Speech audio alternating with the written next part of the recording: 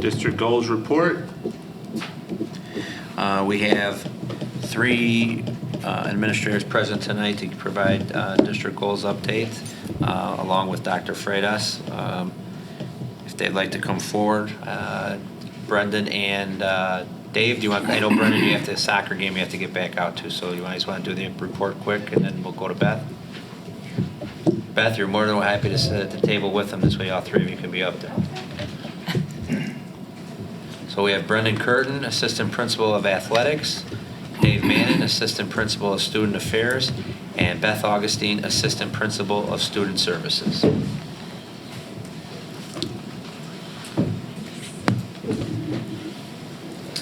Good evening. Good All right.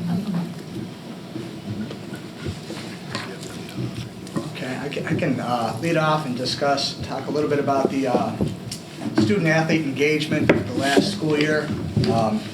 We had 817 students participate in a sport. 527 of those students participated. They were single sport athletes. Approximately 290 were multi-sport athletes. Only 38 of those student athletes participated in 3 sports. This number is up approximately 8%, which is a positive given the National Federation of State High School Associations recently revealed that participation rates in sports overall declined for the first time in 30 years. Our summer camp numbers were also on the uptick. We had over 1,000 summer campers.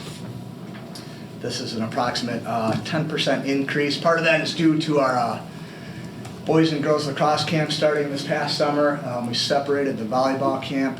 It was no longer a co-ed camp. We had a girls camp and a boys camp. We did the same with cross country as well. I think these summer camps obviously play a significant role in driving up our participation numbers and will be a primary factor as we move forward in engaging our students in athletics here at Riverside Brookfield. Some of the other additional initiatives that will, I shouldn't say initiatives, but plan to engage student engagement with athletics, coaching clinics, youth clinics, basically doing everything we can to get our junior high feeder school athletes on campus so they can get a taste of how special athletics here at RBR, and it gives them a chance to familiarize themselves with some of our outstanding coaches that we have on staff. So the arrow is pointing in the right direction in terms of student-athlete engagement here at RB. I think we all know that the biggest challenge is encouraging those multi-sport athletes. Although that number is still on the uptick from last year, we know that there's still room for growth, and that's certainly an area of concern within the athletic department. This time, I'll turn it over to Dave for... Well, for sports, though, don't we want to take into account, we have more students who are playing club, and if they're playing club, I don't think it's a reasonable expectation for multi-sports. I mean, if they're club athletes, they might not want to play another sport because risk of injury, Sure. blah, blah, blah, or commitment to club. I mean, I think as a board, our district goal is that they're engaged in at least one sport or one activity, right? I don't think that we are Right, what was the number? driving that they're multi-sport. Sure. Well, I think obviously once student athletes get to that junior and senior year, they're usually kind of locked in on one sport. I think having 38 student athletes that were 3-sport athletes, I think we should encourage our freshmen to ride all the rides, to try everything out, right? And then they can make that decision as they progress to the varsity level. But yeah, as far as club sports, you have every sport that we offer here at RB has some type of AAU, travel league, things of that nature. So we understand that some athletes are going to make that decision to focus on one, and obviously we'll certainly support that. But at the same time, if they're not involved in a club or AAU, we'd like to try and get them involved. Really, the only AAU circuit that's big during school year is volleyball, maybe a little spring basketball, right? Fall, possibly baseball. There's no AAU for football, so there's 100 athletes that should be able to participate. Lacrosse, I don't think there's necessarily a club circuit for that just yet. AAU. So, I mean, there's opportunities kids that are in track to run cross-country in the fall, right? Absolutely, no question. Swimming. All the Water other polo, coaches right. seem to always recommend swimming, right, on the off-season for the other athletes, because it's an all-around. I think Laura brings up a good point. There are some kids that specialize and do the club circuit, but there's enough here that where they could do possibly 2 sports, at least 2 sports, especially early in their career. Sure, I think there's obviously value in being a multi-sport athlete, but we know that, sometimes with some of those elite athletes that have been recognized as elite athletes, obviously there's some wisdom in focusing on one sport, obviously, but, those elite athletes are far and few between. Right. We just might want to find a way to quantify that, just so you don't feel like we're missing a mark. Like, especially, again, like your junior, senior, if you find a portion of those have committed and they're all-year athletes, I think just to not misrepresent Sure. the efforts of our athletic Absolutely. team. That's, what we're trying to say, right? Dave, activities. All right, so I'm going to tag team what Brendan just reported on. This report that we present out on is both extracurriculars, which I oversee, and the athletic areas that Brendan oversees. So this report will review participation data from our extracurricular and athletic teams in regards to the 70% district goal. We enjoyed many successes that Brendan presented on just now, much of which came through students that participated in several different activities. Overall, the engagement rate for this last school year was 72%. The overall percentage, we sorted in that category that is below our overall percent by grade level. If you look at the grade level participation, we stayed pretty consistent throughout each one of our grade levels. But if you look at, for students involved in 1 and 2, it's pretty consistent. But if you look at students that are involved in 3 or more, we saw a lot of successes. So overall, we were up from 274 last year to 367, in 17-18 to 367 in 18-19, which is significant.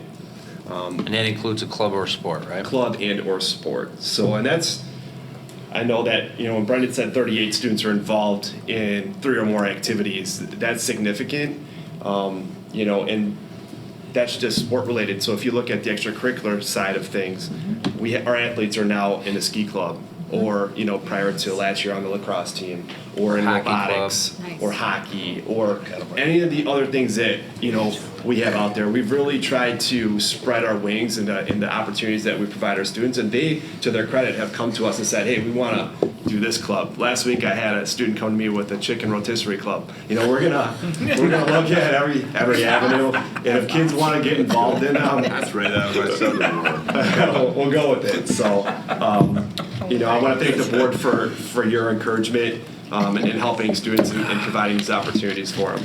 So, looking at the chart, the third chart is a 3-year historical percentage of students in extracurricular activities per grade level. Again, from 16-17, overall percentage of engagement was at 66%. At that time, we were just slowly kind of reacclimating different clubs and starting new clubs. And from then to now, 66 to 72, I think we've done a lot of good work, and there's still some work to do as well. Going forward here, I just put a couple goals on here, is that we want to continue to expand along with Dr. Freitas' initiative, just encouraging students to get involved through spirit-related activities, whether that's through SA or the 12th man or 6th man, and things like that, and offering those opportunities to students. We want to work with our sponsors. My big push this year is community-related events. So homecoming is approaching. We're looking to partner with a lot of our local businesses, maybe to paint our extracurriculars on their windows. So we're really getting our brand, our school, our spirit out in the community, which hasn't been something in the past that we've really seen. So we're really going to try to push that this year. And then do extracurricular showcases in a cafeteria where our choir will perform, our dance teams will perform, hip hop will come out, FCCLA will do baking and things like that in the holidays. So we really want to just showcase what our kids are doing to other kids, as well as throughout the community, because that's what we're here for as well. So, and then did you have a couple on the athletic side too? Well, I think, again, in terms of increasing athletic engagement, we are increasing our number of junior varsity competitions. We're always searching to have those freshman B matchups, again, to get kids as much opportunity to participate and compete as they can, to provide them with a fulfilling experience, to keep them coming back. Are two of the biggest components of driving student engagement within athletics. One is participation, right? It pays to get on the field, on the court, and compete. And two is to try and capture those kids as soon as they step foot on campus. One last thing that I'll note is we really unified within the last week our social media platforms.